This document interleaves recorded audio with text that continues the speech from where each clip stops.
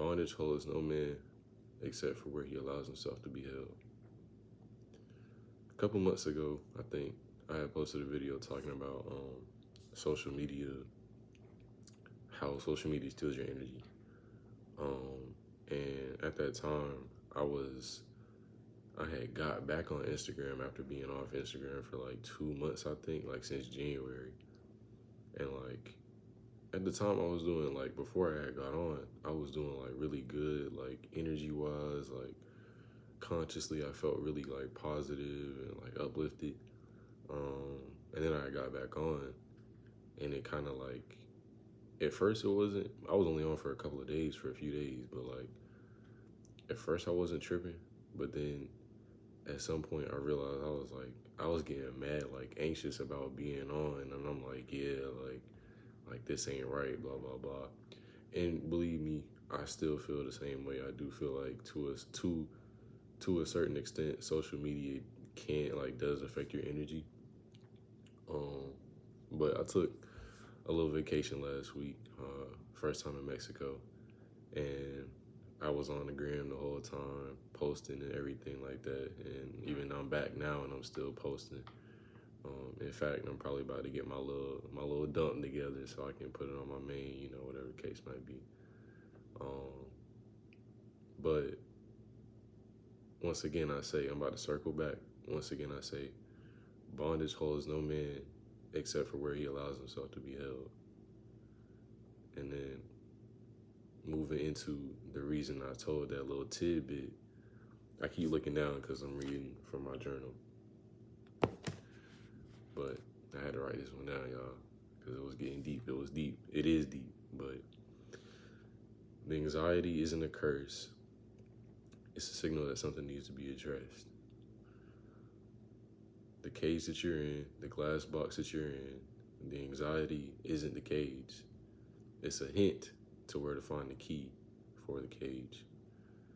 Now, while I can't necessarily put my finger on why this time around Instagram hasn't really made me feel the way that it did, there are things that have changed since I made that video within me, around me, whatever the case might be. And a main thing that I've been doing is writing.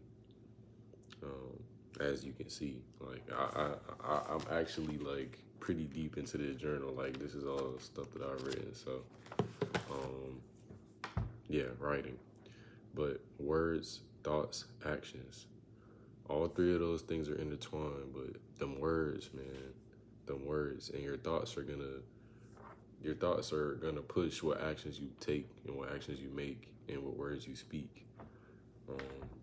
It's really not about how you speak. You could have the most clear tone, like the most sophisticated words, whatever, and still be saying things that are not necessarily good for your subconscious. Because when you say things, I literally did this. I did this like yesterday, Wednesday night, because I had a long day at work on Thursday, which was yesterday, and I told myself, I'm like, we're gonna wake up at such and such time, or before then. I'm gonna be ready to go to work. Like, it's a long day, but I'm gonna have my energy. I'm gonna be good. Bro, I woke up an hour and a half before my alarm went off, and my alarm was supposed to go off at like 7:50, and I woke up at like 6:30, so about a little bit less than an hour and a half. And like, I just stayed up. Like, I didn't even go back to sleep. But it's like, when you say things, that's something small, but when you say things and you really believe it, have that faith, have that knowingness that it's going to be true, that it's going to happen. Because it's like, when you saying it in this present moment, in whatever present moment is to come, it has already happened. Right? So I'm about to take a little turn here, but stay with me, right? The generational curse was never about wealth. And generational wealth was never specifically, to begin with, about money. It was always about the mindset. And if your family, you might have money, but it's really about that mindset. That's what's going to keep you in that cage. if a family has generational wealth, yes, they have money. That mean you got money for your kids. I mean, that same money gonna feed your kids, and so on and so forth, right? But it's all about a mindset. If you've been raised to believe that we came from slaves, you know, or even if that's not what, even if you say, okay, I believe in that, and you sit here and think that we was just sitting there taking it, you wrong, bro. I was like, you wrong, you know, and you can believe what you want to believe, but that's where it came from. The glass box. Always been made to, always been taught and deceived to believe that we were never nothing more than what you learned. And that's where it started. Glass box. And so I don't want to make this video too long. Just remember what I said is bondage holds no man except for where he allows himself to be held. And I got a little plan of action, a little something. I got a couple steps for us to take, which I'm taking. I'm not doing any of these things because I am doing these things, but I need to keep doing these things and do more of these things. And the first one is read. Read. Read the title of this book. There's the author at the bottom, Michael Harriot. Take a look. Take a look. I'm about to order like 3 or 4 more books. I might make a video, put y'all on, just show y'all some of them books. Of course, once I read, you know, at least some of them, at least a little bit of it, you know, so I'm not just leading blind. Secondly, think and be ready to expand your mind, because it takes more than just thinking and getting a little bit of piece of knowledge and being like, oh, that's cool. It takes expanding your mind, right?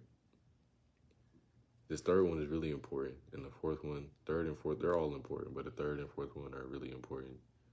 And 3 is become less of what you see and hear and more of who you are, what you are. The deeper you go, the more you'll understand. The last thing is create, whether it's writing, recording videos, painting, making clothes, whatever the case might be.